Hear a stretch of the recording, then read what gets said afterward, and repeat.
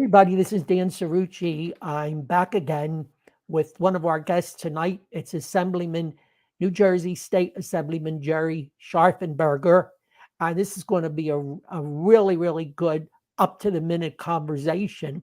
I just want to check, uh, Assemblyman Scharfenberger. I know everybody calls you Gerry, Right. just because you just come across as a regular guy, and I think this is one of the secrets to your success. Really, your phenomenal political success. So let me just check and make sure. There we are. We are on Facebook, and I've opened it to public so that anybody can watch it. And I'm encouraging everybody to share it. You can go there to your Facebook page and see at Dan Cerrucci, and you can share it as well. And we're also on Twitter, and that should be there. We are. We are on Twitter. So we're all set. And everybody, you can also see this on my Facebook, on my channel. Okay, if you go to Dan Cerrucci at YouTube, you can see it on my YouTube channel. And then it's also going to be on this chat is also going to be on my blog at dancerrucci.com. Okay, so now we've got that all out of the way.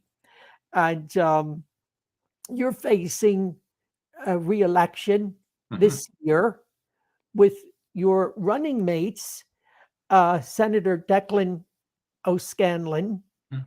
and your colleague in the assembly, Vicky Flynn, Right. in the 13th legislative district. Mhm. And that's the northern part of Monmouth County.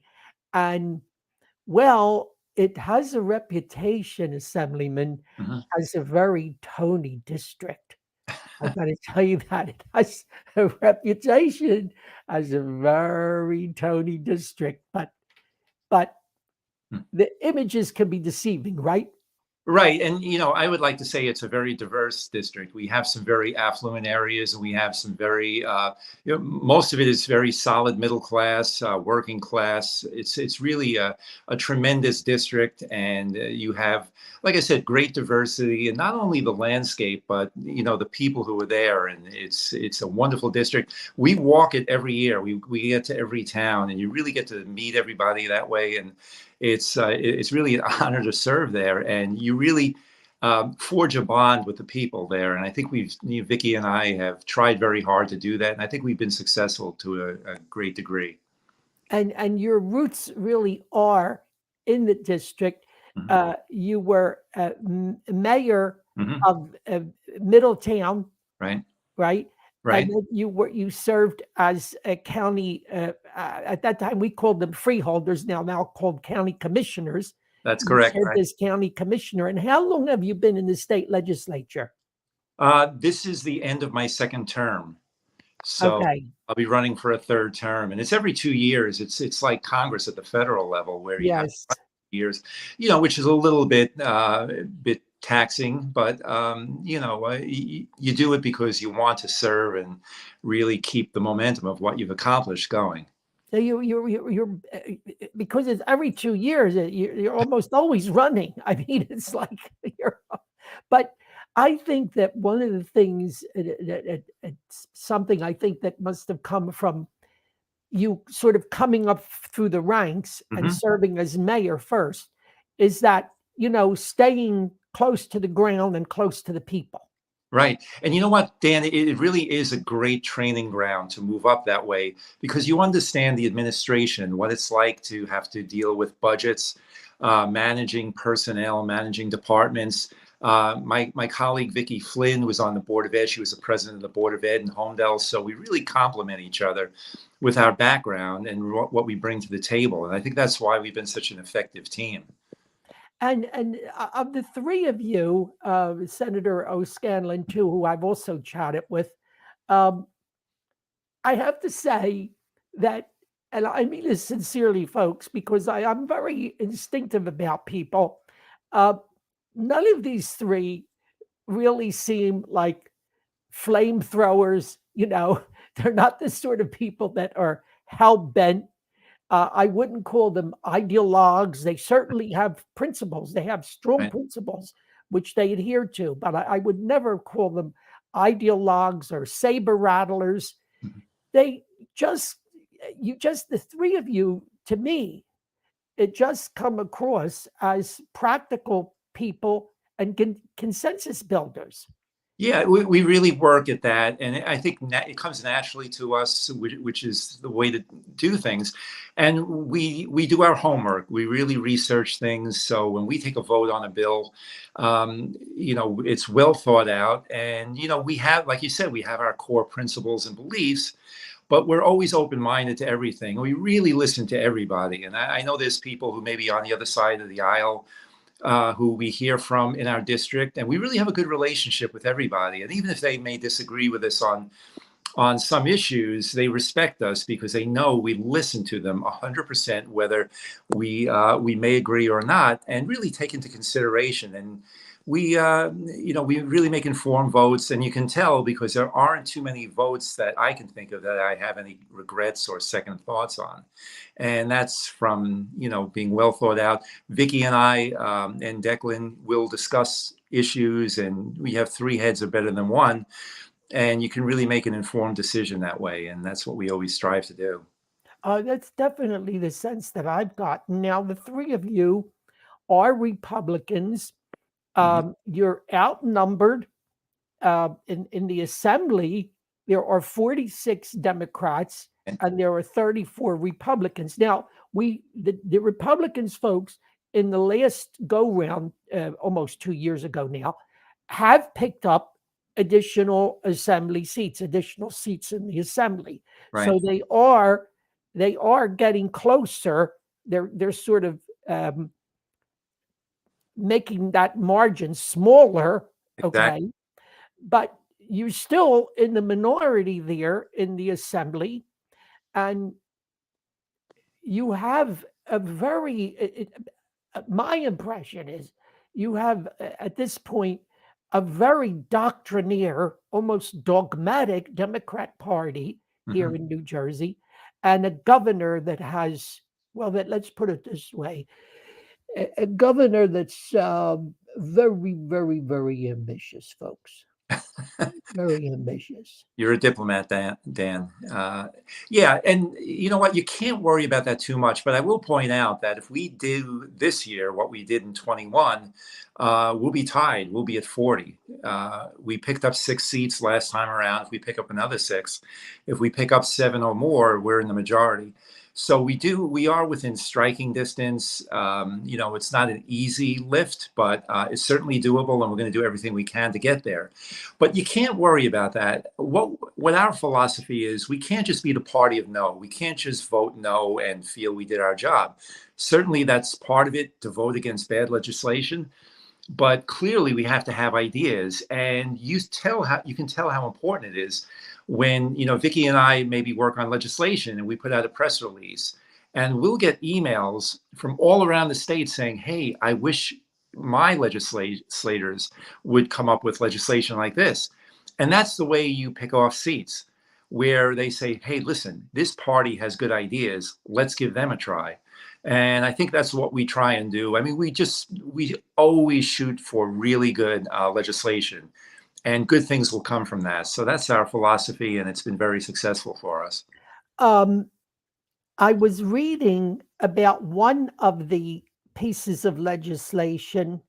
Let me see if I still have it here. I may have to get back to it, that you guys were pushing for.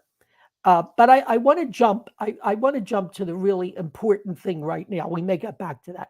I Mhm. want to jump to the really important thing right now, which is what's happening on the shoreline with the whales and the dolphins and other marine life winding up on the beaches dead, and its relationship to the windmill project Mhm. and the preliminary work that's going on offshore with this uh, windmill project. And let's talk about that, Assemblyman. Yeah, you know what, Dan, if you would have told me 6 or 7 months ago that we'd be talking about whales and dolphins as an issue, I would have said you were crazy. But this has become such a huge issue, and it's a statewide issue, even though it seems to be affecting the shoreline here and the coast. There's people from all over the state who've become galvanized and energized by this. And what it is in a nutshell, you have these marine mammals washing up in numbers and densities that are way out of the norm. And Vicky and I have a bill that we've introduced, AR 181, which calls for a moratorium on all of the testing out there. Not saying definitively that it's associated with the wind turbine mapping and sonar work that's going on, and not saying it isn't. We're just saying we really have to get to the bottom of it. Now, we've had shipping traffic for hundreds of years. Certainly in modern times, it's a little bit more numerous. But so that's really not a new component. This is really a new factor that's out there. So common sense says, well, it could be related, it could not be, but let's find out. So that's what we're calling for. I'm happy to report we have a little over 25 co-sponsors, and we're looking to get everybody in the legislature to sign on to it. And the Democrats are saying this is happening because of climate change. That's what they're saying now. That these creatures are coming ashore dead because of climate change, and there's been dozens of them now up and down the shoreline. Dan, sometimes that's the go-to reason for everything that ills us. And, I swear there's some people who get up and stub their toe on an ottoman and blame it on climate change. So, that's certainly a possibility. We just checked, and the water temperature has increased by 1.5 degrees since 1901. So is that enough to have such a drastic impact on the ecosystem out there? I wouldn't regard that as a major occurrence. In other words, what was that, 120 some years, and it increased by 1.5 degrees. Okay. Yeah. It seems to me that if what they're talking about is so drastic, that we would have seen a bigger change than that. And let me ask you this: these whales, they navigate by sound, right? And so, what's going on with the drilling or whatever they're doing in this preliminary work to build these monstrous? They're going to be huge windmills all up and down the coast of New Jersey. Yeah, that this could be confusing the whales, that they don't even know where they're going. Look, I'm not a scientist. I didn't study biology. I don't know anything about this stuff, but it seems to me if they navigate by sound, and that sound is magnified in the water, I mean, exactly, Dan. And scientist. We've spoken to marine biologists, and you get varying opinions on this. And you get some who say yes, it's possible it could be impacting them enough where they would lose their orientation and maybe get too close to boats. And there's evidence of boat strikes on some of the dead whales. We had a great conversation with folks from NOAA, and a couple of the things that came out of it that we didn't know was when they do a necropsy, which is an autopsy on the whales, unless they get them within an hour or so of death, the ears are so degraded that they can't tell if there was any damage to the ear beforehand. So that's one thing. And they've also told us that some of the boat strikes are post-mortem. So it may not have been the cause of death. It may have happened after the animal was already dead. So there are a lot of questions. And they could have been hit by boats because they were confused and didn't know where they were going. So that doesn't, even if they were hit by boats, it still could have been because of the sonar situation. Exactly. Okay. And you know what, Dan? Everybody wants alternative energy. What they don't want is alternative energy at any cost. So we have to, be very cautious with this. It was such an ambitious project. And I think, waiting to come up with a definitive cause and whatever it is, and some corrective action, I think is a prudent thing to do. But you've got a lot of shore towns in your district. Uh-huh. You've got quite a few shore towns. Some of the loveliest shore towns in a state, by the way, that has the most, I think, one of the most beautiful shorelines in the world, folks. It really is. I've been all over the world. Yeah. I can tell you, you will not find beaches like the ones you find in New Jersey. You can make all the fun you want. Go ahead, make all the fun you want of New Jersey. Go ahead. You will not find beaches like the ones you find here in New Jersey. Okay. Absolutely right. And so to think that people are going to be on those beaches and they're going to see these enormous windmills, they will be visible from the shoreline on a clear day, right? Yeah. Just because of the enormity of them, they're bigger than the Statue of Liberty, which is really quite an expanse.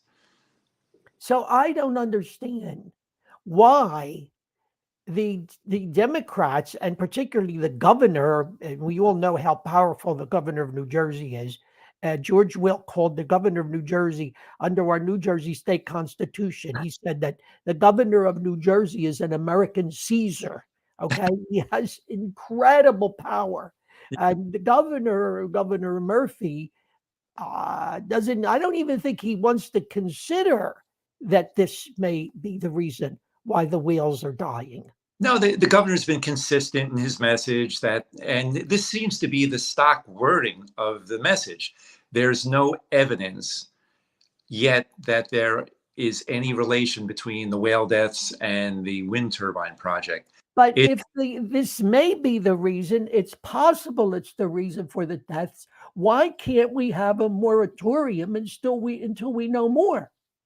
Agreed, and that's what we're calling for. We think it's reasonable, and as more people get engaged, it's going to be tougher to ignore that call. And Dan, keep in mind, it's not just the view from the ocean and not the deaths of the whales. We have a tremendous tourism economy here in Monmouth County, ocean, and the whole shoreline. Enormous. Recreational fishing is very big. So there's a lot of moving pieces here, and we really have to be respectful of all those interests, not just, the lust for alternative energy. And let me add that 500,000 people, more than 500,000 people so far, have signed a petition calling for this moratorium. And I really think, Assemblyman, that this is going to gain even more momentum in the summer months, particularly if we have our usual crowds at the beaches this summer, and we have these kind of instances of these creatures washing ashore dead. No question. Absolutely.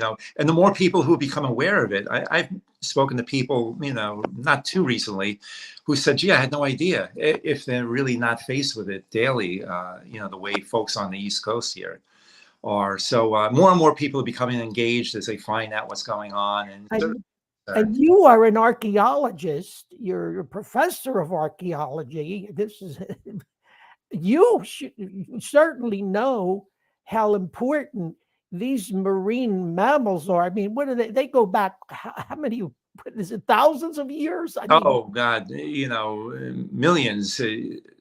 Some of them. And listen, we have to be respectful. We're the caretakers of the environment, and we have to do everything possible to make sure we leave it better for our kids and grandkids. I mean, it sounds like rhetoric, but it's the God's honest truth, and we're charged with that, and I take it very seriously.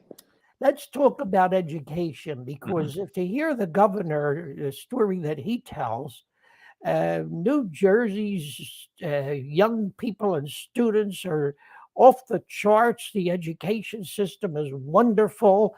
And, a lot of people think, like I said in the beginning, you are representing a very Tony district. They don't have anything to worry about. They got enough money for their schools, blah, blah, blah, blah, blah. But what's really happening? Well, first of all, that misnomer we're stuck with it, I'm afraid, but it's just not reality.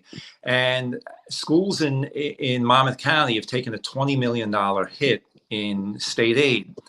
And the problem with that is when schools are cut like that, they can't just lay off the equal amount of people, teachers and faculty. They have to either raise taxes, do some layoffs, or do a combination of the both. And Mhm. it's very difficult.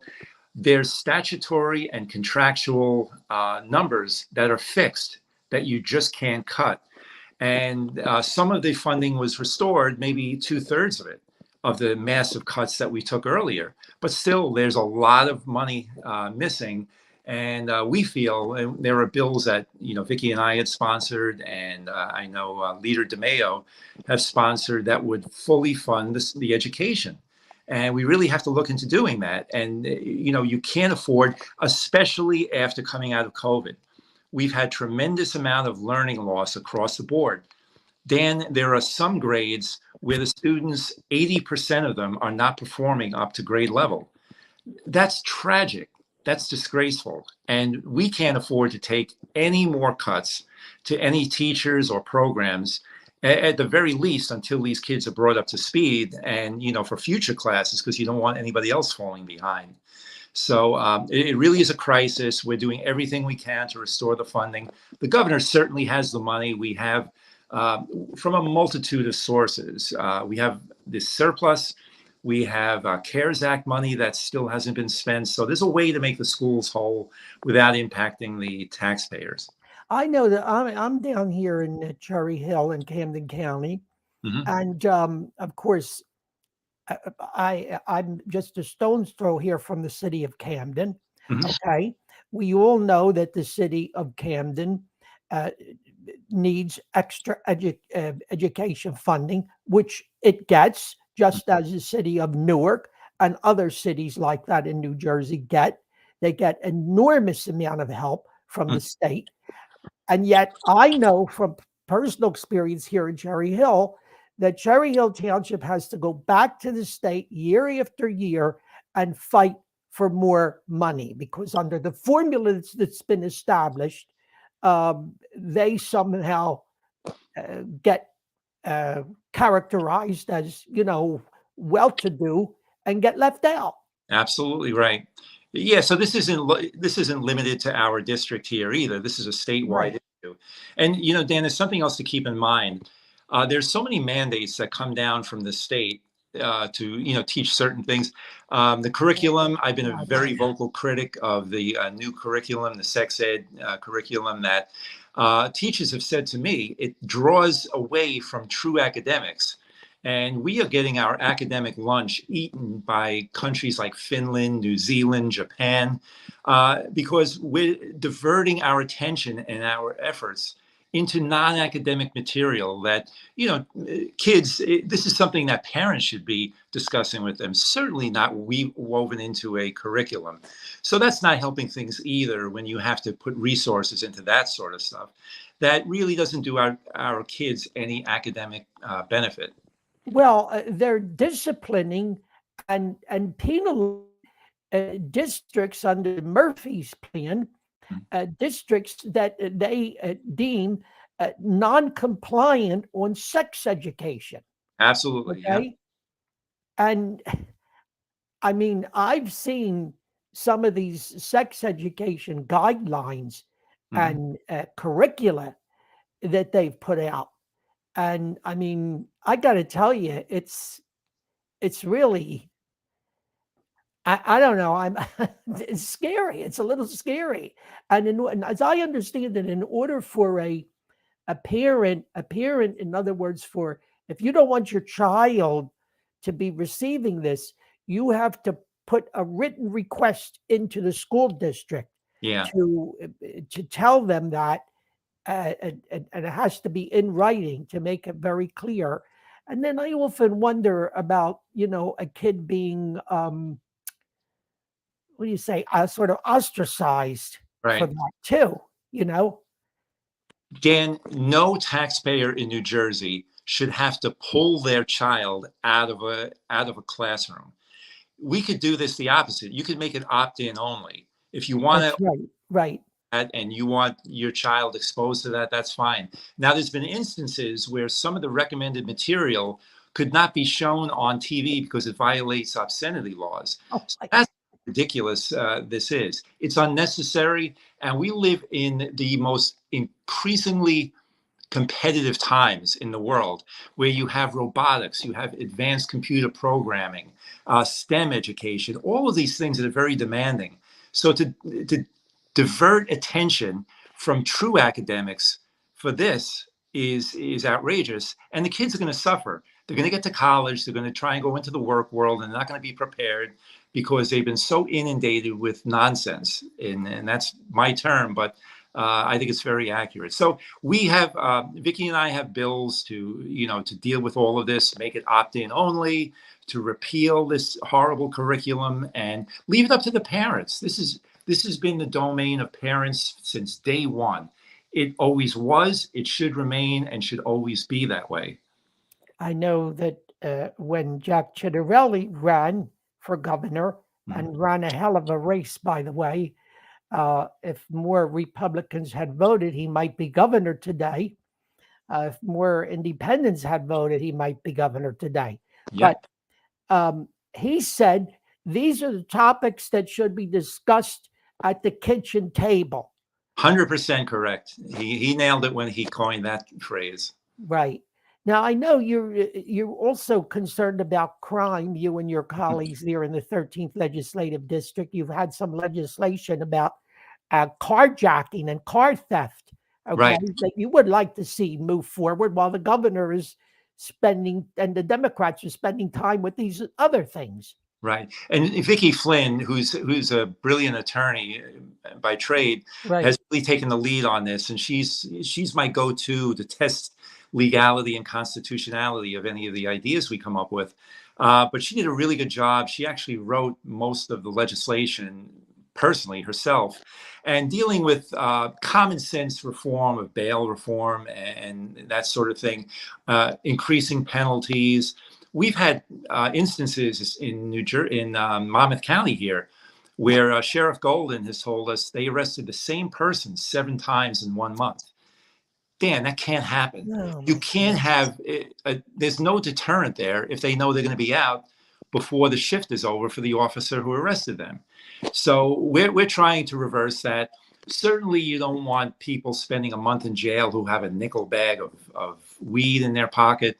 But these hardened criminals who are actually escalating their activities, where they're going from car theft to actual home break-ins looking for the fobs. So somebody's going to get seriously hurt, and there's been some instances already where there have been really serious injuries with this sort of crime wave we're dealing with.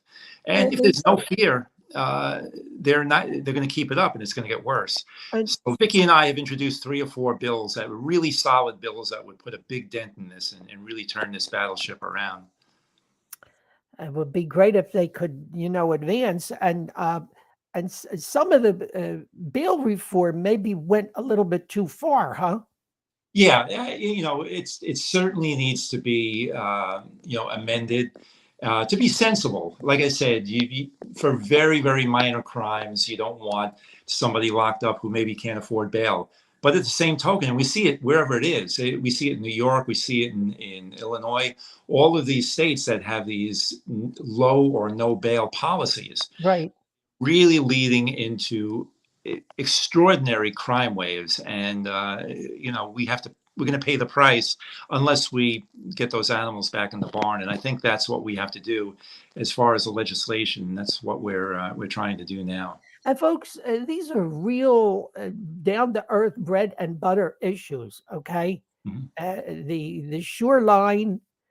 The environment along the Jersey Shore, which is absolutely invaluable and so important to so many people, the education of your children, your own safety and crime, your rights as parents in raising your family and passing on your values to your children and future generations. I mean, you can't get more basic and more important than these kinds of issues. And let's talk about the recent Rutgers settlement, where, there was a lot of ballyhoo about how wonderful it was that uh, they reached a settlement for Rutgers, Mhm. which eats up, by the way, an awful lot of state money. There's been exposés about that.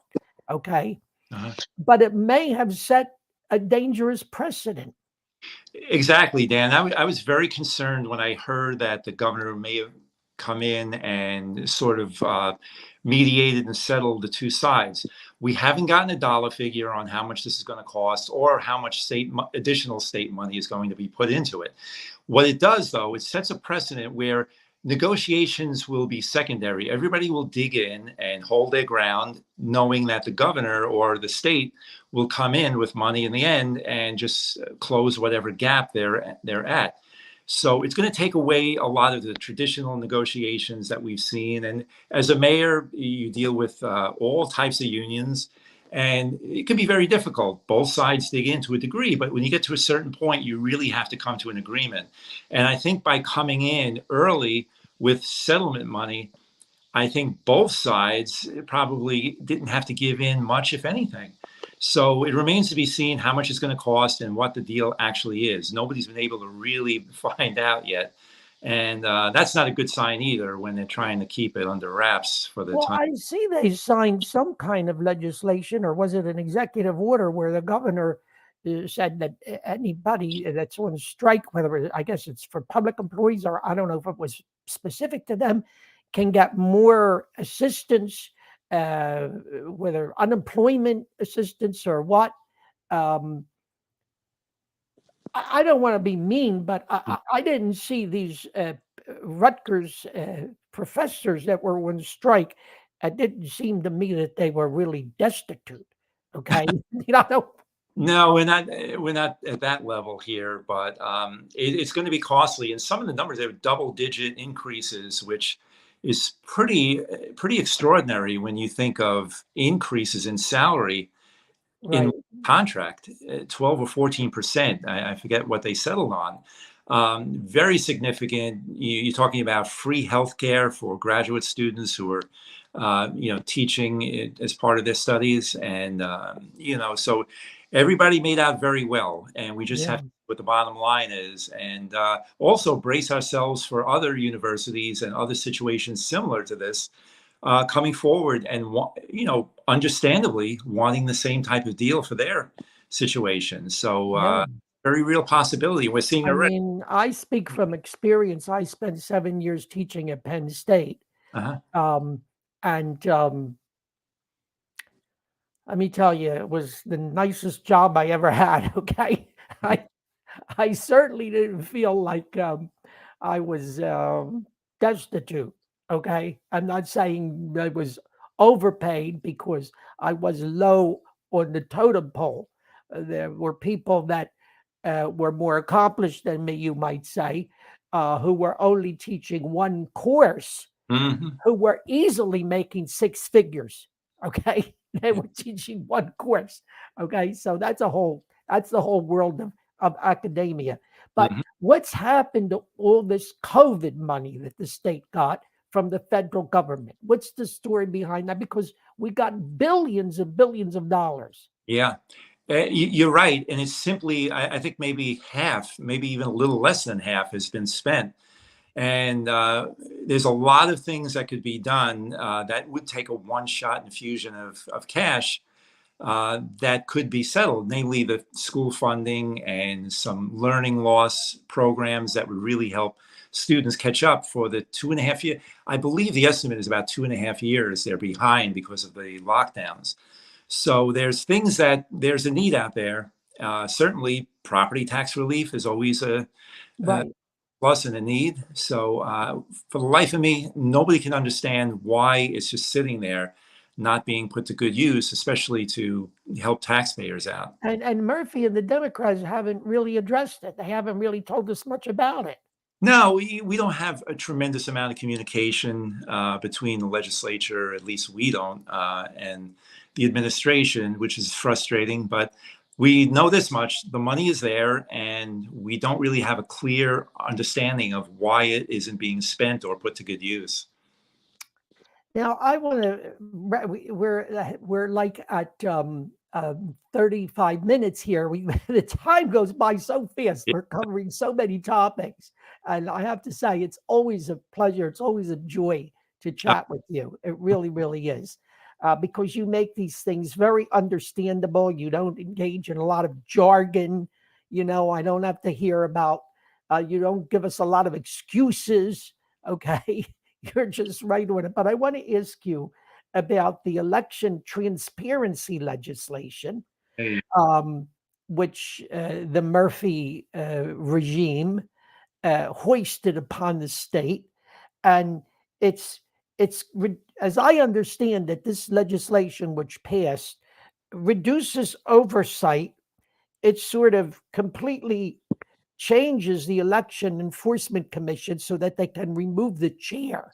For some reason, they seem to have a problem with the chair of that commission. They want him out of there. Okay. And it opens the contribution spigot yeah. in a way that it wasn't open before. You voted against it. Mhm. And so did most Republicans. Why? Well, I didn't like the idea that they would double the maximum contribution you can make to it. Right. People are very upset at the amount of money that is involved in politics. They feel it wields too much influence, and to a degree, I certainly agree with them. That's a little scary. That it's going to open the floodgates for a lot more money to pour in from within the state and outside. Certainly, another problem I had with it was now the governor is going to be able to appoint someone to the elect board. Will they really remain, independent? It's very difficult to say, but he's would be a governor's appointment, and this goes for whoever's in the governor's seat. You don't Right. want them to be independent and not swayed by who appointed them. So I see it as very problematic, and those are the reasons why I voted against it. But 1, 2, 3, 4, 5, 6 Republican assembly persons Yep. in the state assembly and 1, 2, 3 senators Mm-hmm. voted with the Democrats on this. Now, the Democrats voted as a block, except for one person.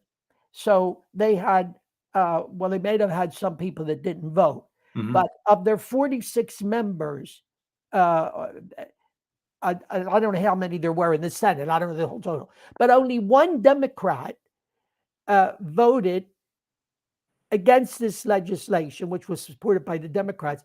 But 6, 7, 8, 9 Republicans in both houses joined the Democrats in voting for this. Now, this drives me crazy. Why can't the Republicans stick together on things like this?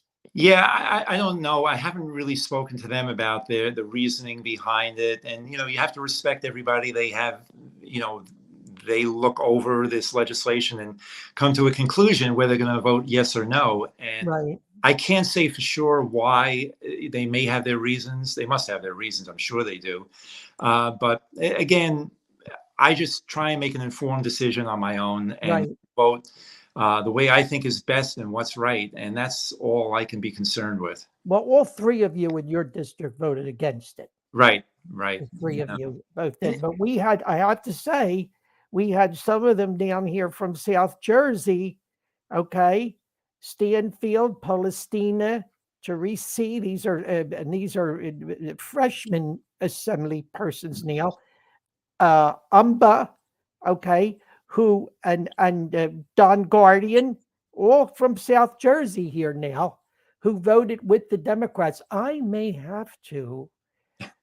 just may have to talk to one or more of them, assemblymen, and find out what the hell they were thinking.